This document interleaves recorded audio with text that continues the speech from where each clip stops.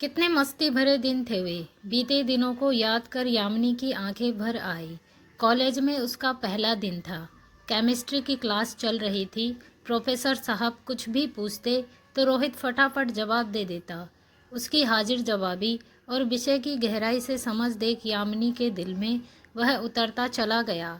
College में दाखिले के बाद पहली बार क्लास शुरू हुई थी, इसीलिए सभी छात्र छात्राओं को एक दूसरे को जानने समझने में कुछ दिन लग गए।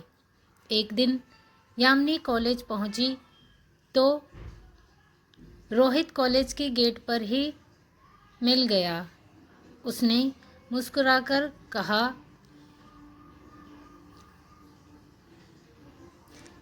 हेलो, और अपना परिचय दिया। यामिनी तो उस पर पहले से ही मोहित थी। उसका मिलनसार व्यवहार देखकर वह खुश हो गई। और मैं यामिनी, उसने भी अपना परिचय दिया तो रोहित ने उसे कैंटीन में अपने साथ कॉफ़ी पीने का ऑफ़र दिया।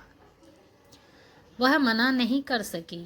साथ में कॉफ़ी पीते हुए रोहित टकटकी लगाकर यामिनी को देखने लगा।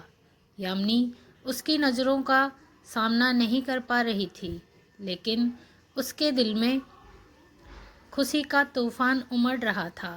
क्लास में भी दोनों साथ बैठे रहते हैं। शाम को घर लौटते समय रोहित ने यामिनी से अचानक प्यार का इजहार कर दिया। वह भौचक्की रह गई, लेकिन अगले ही पल शर्म से लाल हो गई और भागकर रिक्शे पर बैठ गई। थोड़ी देर बाद यामिनी ने पीछे मुड़कर देखा। रोहित अब तक अपनी जगह पर खड़ा उसे ही देख रहा था। यामिनी के दिल की धड़कनें तेज हो गई थी। खुशी से उसके होंठ दरज रहे थे। उसकी आंखों में सिर्फ रोहित का मासूम चेहरा दिख रहा था। न जाने क्यों वह हर पल उसे करीब महसूस करने लगी। अगले दिन सुबह यामिनी की नींद खुली तो आदतन उसने अपना मोबाइल चेक किया। रोहित ने मैसेज भेजा था, सुप्रभात, आपका दिन मंगलमय हो। यामिनी देर तक उस मैसेज को देखती रही और रोमांचित होती रही। वह भी उसे एक खूबसूरत सा जवाब देना चाहती थी, लेकिन क्या जवाब दे सोचने लगी। मैसेज टाइप करने के लिए अनजाने में उसकी उंगलियां आगे बढ़ी, लेकिन वे कांपने लगी। यामिनी फिर रोहित के मैसेज को प्यार से देखने लगी और जवाब के लिए कोई अच्छा सा मैसेज सोचने लगी, लेकिन दिमाग जैसे जाम सा हो गया। अच्छा मैसेज सूझ ही नहीं रहा था। आखिरकार उसने आप को भी सुप्रभात टाइप किया। यामिनी की ज़िंदगी की एक नई शुरुआत हो चुकी थी। रोहित से मिलना, उसे देखना और प्यार भरी बातें करना यामिनी को अच्छा लगने लगा। एक दूसरे से मिले बिना उन्हें चैन नहीं आता। जिस दिन किसी प्रोफेसर के छुट्टी पर रहने के कारण क्लास नहीं रहती, उस दिन दोनों आसपास के किसी पार्क में चले जाते या बाजार घूमते। मस्तियों में उनके दिन गुजर रहे थे। हालांकि कॉलेज में दोनों को लेकर तरह तरह की बातें होने लगी थी, लेकिन उन दोनों को कोई परवाह नहीं थी। बातों ही बातों में यामिनी को मालूम हुआ कि रोहित के माता पिता इस दुनिया में नहीं हैं। एक एक्सीडेंट में उनकी मौत हो गई थी। रोहित के चाचा चाची ही उसकी देखभाल कर रहे थे। रोहित का घर शहर से दूर एक गांव में था। वह यहाँ किराए का कमरा लेकर कॉलेज की पढ़ाई कर रहा था। रोहित पढ़ाई में अच्छा था, इसीलिए यामिनी को उससे मदद मिल जाती थी पढ़ाई में। एक दिन यामिनी कॉलेज गई तो पाया कि रोहित कॉलेज नहीं आया है। बहुत देर इंतज़ार करने के बाद यामिनी ने उसे फ़ोन किया, लेकिन रोहित ने फ़ोन नहीं उठाया। जब यामिनी ने कई बार फ़ोन किया तब रोहित ने कॉल रिसीव किया और दबी आवाज़ में कहा, यामिनी, मैं कॉलेज नहीं आ पाऊँगा, बुखार है मुझे। तुम परेशान नहीं होना, मैं ठीक होते ही आऊँगा। दूसरे दिन भी रोहित कॉलेज नहीं आया, इसीलिए कॉलेज में यामिनी का मन नहीं लग रहा था। उसे रह रहकर रोहित का ख्याल आता। उसने सोचा कहीं रोहित की बीमारी बढ़ न जाए, उससे मिलने जाना चाहिए। पता नहीं अकेले किस हाल में है, दवा ले रहा है या नहीं, खाना कैसे खा रहा है। बहुत मुश्किल से ढूंढते ढूंढते यामिनी रोहित के कमरे पर पहुंची। देर तक दस्तक देने के बाद रोहित ने दरवाज़ा खोला। उसका बदन तप रहा था। उसकी हालत देखकर दया से ज़्यादा गुस्सा आ गया। यामिनी बोली, इतनी तेज बुखार है और तुमने बताया भी नहीं।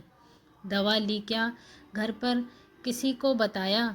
रोहित अधखुली आंखों से यामिनी को देखते हुए शिथिल आवाज़ में बोला, नहीं, चाचा चाची को कष्ट नहीं देना चाहता और डॉक्टर के पास जाने की मेरी हिम्मत नहीं हुई। 2 दिनों से ही बहुत कमज़ोर पड़ गया था, लेकिन आंखों के नीचे कालापन दिखने लगा था। यामिनी का मन रो पड़ा।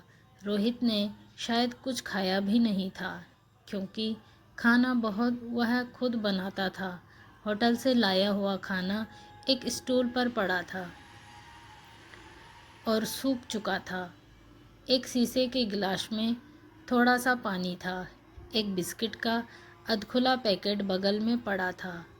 कमरा भी अस्त व्यस्त था। यह सब देख यामिनी से रहा नहीं गया। वह कमरा साफ करने लग गई। रोहित हाथ के इशारे से उसे मना करता रहा, पर यामिनी उसे आराम करने को कहकर सफाई में लगी रही। कमरे की सफाई करने के बाद वह पास की दुकान से ब्रेड और दूध ले आई और रोहित को खाने को दिया। रोहित एक ही ब्रेड खा पाया। रोहित की हालत ठीक नहीं थी। वह अकेला था। यामिनी पास के एक डॉक्टर से संपर्क कर दवा ले आई और रोहित को खिलाई। वह शाम तक उसी के पास बैठी रही। रोहित आंखों में आंसू लिए यामिनी को देखता रहा। यामिनी उसे बार बार समझाती, मुझसे जितना होगा करूँगी, रोते क्यों हो? तुम कितनी अच्छी हो यामिनी। बचपन से मैं प्यार को तरसता हूँ। मम्मी पापा मुझे छोड़कर चले गए, साथ में मेरी सारी खुशियाँ भी ले गए। चाचा चाची ने मुझे आश्रय जरूर दिया, लेकिन एक बोझ समझकर। उनसे प्यार कभी नहीं मिला। जब तुम मेरी ज़िंदगी में आई तो मैंने जाना कि प्यार क्या होता है। तुम्हारा प्यार, तुम्हारा सेवा भाव देखकर मुझे अपने मम्मी पापा की याद आ गई। खैर, मुझे अपने चाचा चाची से कोई शिकायत नहीं है। मैं उनकी अपनी औलाद तो नहीं हूँ, लेकिन बचपन से मुझे किसी का साया तो नसीब हुआ। रोहित की आंखों से आंसू की धारा बह रही थी। बस करो रोहित, अभी यह अब सोचने का वक्त नहीं है।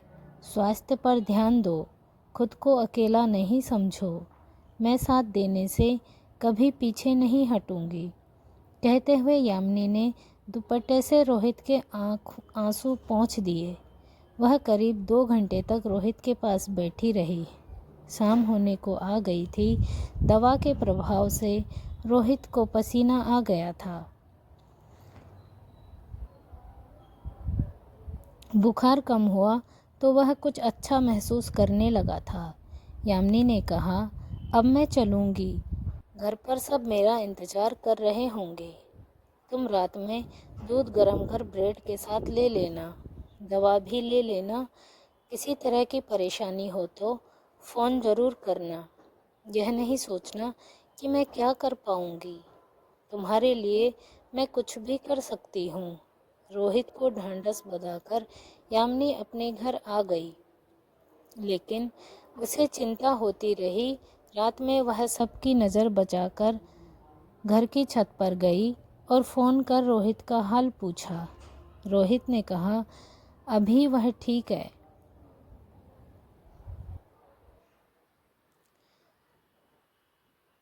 ठीक महसूस कर रहा है। यह जानकर यामिनी को राहत महसूस हुई। चौथे दिन रोहित ठीक हो गया। यामिनी पिछले 2 दिन उसके घर गई थी। सबसे नज़र बचाकर वह रोहित के घर से खाना ले जाती थी और घंटों उसके पास बैठकर बातें करती थी। 5वें दिन रोहित कॉलेज आया तो यामिनी बहुत खुश हुई। उसके ठीक होने की खुशी में वह उसके गले से लिपट गई। यामिनी अब रोहित के बहुत करीब आ चुकी थी। ऐसे ही 3 साल कब बीत गए उन्हें एहसास ही न हुआ। खुशियों के वे पल जैसे पंख लगाकर उड़ गए और उनके जुदाई के दिन आ गए। दरअसल उनकी कॉलेज की पढ़ाई पूरी हो गई थी। रोहित ने आगे की पढ़ाई के लिए कॉलेज में ही पुनः दाखिला ले लिया। वह प्रोफेसर बनना चाहता था, लेकिन यामिनी के आगे की पढ़ाई के लिए उसके पापा ने मना कर दिया। इसीलिए अब उसका रोहित से मिलना जुलना बेहद मुश्किल हो गया। हर पल उसे रोहित की याद आती।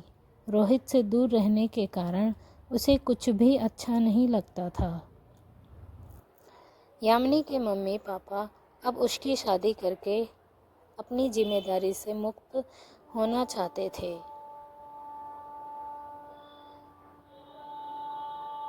इसीलिए यामिनी के लिए लड़का ढूंढा जाने लगा था। उसका घर से बाहर निकलना बंद कर दिया था। रोहित से दिल की बात कहना भी कठिन हो गया उसके लिए। मोबाइल फ़ोन का ही आसरा रह गया था बस। वह जब भी मौका पाती रोहित को फ़ोन कर देती और उसे कुछ करने के लिए कहती, ताकि दोनों हमेशा के लिए एक हो जाए। लेकिन रोहित को कोई उपाय नहीं दिखता। जब घर में शादी की बात चलती तो यामिनी की हालत बुरी हो जाती। रोहित से दूर होने की बात सोचकर उसका मन अजीब हो जाता। अपने मम्मी पापा को रोहित के बारे में बताने की उसकी हिम्मत नहीं होती थी। पापा पुलिस में थे, इसलिए गर्म मिजाज के थे। हालांकि शायद ही वह कभी गुस्सा हुए हो यामिनी पर। वह उनकी इकलौती बेटी जो थी। एक दिन यामिनी को उसकी माँ ने बताया कि उसे देखने कुछ मेहमान आएंगे। लड़का डॉक्टर है। यह जानकर यामिनी की आंखों से आंसू निकल गए। वह किसी तरह सबसे बचकर रोहित से मिलने गई। उसके गले से लिपटकर रो पड़ी। जब उसने अपने लिए लड़का देखे जाने की बात बताई तो रोहित भी अपने आंसू नहीं रोक पाया। तभी यामिनी बोली, रोहित तुम मुझे मेरे पापा से मांग लो, तुम्हारे बिना मैं जी नहीं पाऊंगी। कुछ सोचते हुए मायूस शब्दों में रोहित बोला, अभी इस दुनिया में मेरा खुद का ही कोई ठिकाना नहीं है। मैं किस मुंह से तुम्हारे पापा से तुम्हें मांग पाऊंगा। अगर उन्होंने मना कर दिया तो हमारी उम्मीद टूट जाएगी। जब तक मैं अपने पैरों पर खड़ा नहीं हो जाता तुम्हें धीरज रखना होगा। मेरे किसी योग्य होने तक अपनी शादी को किसी बहाने टलवा लो। मैं जल्दी ही तुम्हारा हाथ मांगने आऊँगा। काश मैं ऐसा कर पाती। जीवन की अंतिम सांस तक तुम्हारा इंतज़ार करूं, पर न जाने क्यों मेरे मम्मी पापा को मेरी शादी की जल्दी पड़ी है। रोहित, मेरे पापा से मेरा हाथ मांग लो, मैं ज़िंदगी भर तुम्हारा एहसान मानूंगी। यामिनी अपनी रो में कहती चली गई। मैं किसी और से शादी नहीं कर सकती। तुम नहीं मिले तो मैं अपनी जान दे दूंगी। रोहित ने घबरा कर कहा, ऐसा गजब नहीं करना। तुमसे दूर होने की बात मैं सोच भी नहीं सकता, लेकिन फ़िलहाल हमें इंतज़ार करना ही पड़ेगा।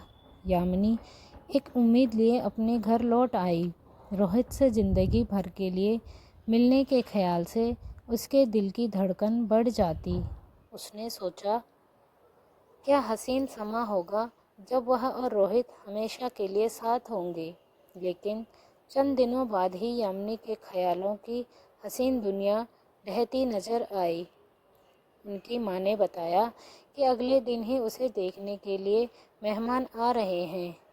यामिनी को काटो तो खून नहीं। उसने घबराकर रोहित को फ़ोन किया, पर यह क्या, वह कॉल पर कॉल करती गई और उधर रिंग होती रही, लेकिन रोहित ने फ़ोन रिसीव नहीं किया। आखिर रोहित को आज हो क्या गया है? फ़ोन क्यों नहीं उठा रहा है। वह काफ़ी परेशान हो गई। शायद वह किसी काम में व्यस्त होगा, इसीलिए यामिनी ने थोड़ी देर ठहरकर कॉल किया, लेकिन फिर भी उसने फ़ोन नहीं उठाया। ऐसा कभी नहीं हुआ था। वह तो तुरंत कॉल रिसीव करता था या मिस्ड होने पर भी खुद ही कॉल बैक करता था। आधी रात हो गई, लेकिन यामिनी की आंखों से नींद कोसों दूर थी। वह रोहित को कॉल करती रही। अंत में कोई जवाब दिए बिना रोहित का मोबाइल फ़ोन स्विच ऑफ हो गया तो यामिनी की रुलाई फूट गई। अगले दिन सुबह पापा के ड्यूटी जाने के बाद यामिनी बहाना बनाकर घर से निकल गई और रोहित के कमरे पर जा पहुंची, क्योंकि मेहमान शाम को आने वाले थे। पर यह क्या, वहाँ ताला लगा था। आसपास के लोगों से उसने पूछा तो पता चला कि रोहित कमरा खाली कर कहीं जा चुका है। वह कहाँ गया है यह कोई नहीं बता पाया। यामिनी की आंखों में आंसू आ गए। अब वह क्या करे, कहाँ जाए। रोहित बिना कुछ कहे जाने कहाँ चला गया था, लेकिन रोहित ऐसा कर सकता है, यामिनी को यकीन नहीं हो रहा था। शाम निकट आती जा रही थी और उसकी दिल की धड़कन बढ़ती जा रही थी। अगर लड़के वालों ने उसे पसंद कर लिया तो क्या होगा। वह कैसे मना कर पाएगी शादी के लिए। उसे कुछ समझ ही नहीं आ रहा था। उसने सोचा यह वक्त कहीं ठहर जाए तो कितना अच्छा हो, लेकिन गुजरते वक्त पर किसका अधिकार होता है। धीरे धीरे शाम आ ही गई। लड़के वाले कई लोगों के साथ यामिनी को देखने आ गए। यामिनी का कलेजा जैसे मुंह को आ गया। जीवन में कभी खुद को उसने इतना लाचार नहीं महसूस किया था। माँ की जिद पर उसने मन ही मन रोते हुए अपना श्रृंगार किया। उसे लड़के वालों के सामने ले जाया गया। उसका दिल रो रहा था। रोहित से वह जुदा नहीं होना चाहती थी। यह सोचकर यामिनी की पीड़ा और बढ़ जाती कि अगर सब रजामंद हो गए तो क्या होगा। इस कठिन घड़ी में रोहित उसे बिना कुछ कहे कहाँ गायब हो गया था। यामिनी अकेले दम पर कैसे प्यार निभा पाएगी। उसने क्या सिर्फ मस्ती करने के लिए प्यार किया था। जब निभाने और जिम्मेदारी उठाने की बात आई तो उसे छोड़कर चुपचाप गायब हो गया। यह कैसा प्यार था उसका। लेकिन यामिनी का मन रोहित के अलावा किसी और को स्वीकार करने को तैयार नहीं था। वह मन ही मन कामना कर रही थी कि लड़के वाले उसे नापसंद कर दें, लेकिन उन लोगों ने उसे पसंद कर लिया। अपने प्यार को टूटता देख यामिनी बहुत घबरा गई और जब मेहमान चले गए तो वह खूब रोने लगी। दोस्तों, आगे की स्टोरी सुनने के लिए चैनल को ज़रूर सब्सक्राइब करें। मिलते हैं स्टोरी के सेकंड पार्ट में। देखते हैं यामिनी और रोहित का मिलन हो पाता है या नहीं। मिलते हैं अगली स्टोरी में सेकंड पार्ट में। तब तक के लिए bye bye. Thanks for watching. धन्यवाद।